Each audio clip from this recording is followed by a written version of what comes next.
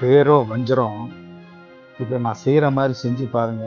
இது ருசி சும்மா பிஞ்சிரும்.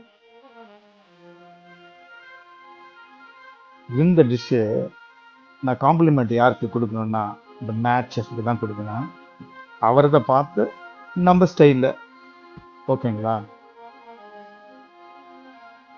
என்ன இருந்தாலும் நீங்கள் மீன் குழம்பு சாப்பிட்றத விட இந்த மாதிரி தொக்கா பண்ணி சாப்பாட்டில் போட்டு சாப்பிட்டு பாருங்க. சும்மா டேஸ்ட் சூப்பராக இருக்கும். கண்டிப்பாக இது பேச்சுலருக்கு ரொம்ப ரொம்ப உதவும்.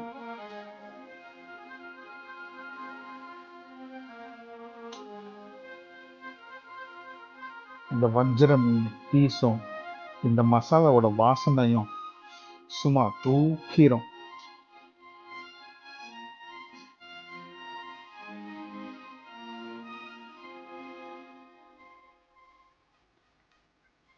நல்ல அரிசியை ஊற வச்சு அழகா வெடிச்சு அந்த வெள்ளை சோறை சுட சுட சுட சுட தட்டில் போட்டு அது கூட ஒரு பீஸோடு அந்த கிரேவி எடுத்து அப்படி போட்டு அப்படி பசஞ்சு சாப்பிட்டீங்கன்னா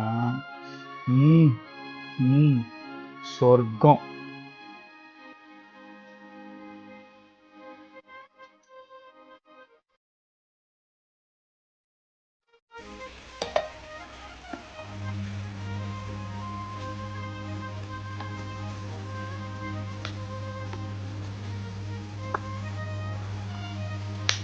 என்ன செய்யும் போது நாக்கு ஊறுதா? செய்கிற எனக்கே ஊறுதுன்னா பார்க்குற உங்களுக்கும் ஊறதான் செய்யும். செஞ்சு பாருங்க.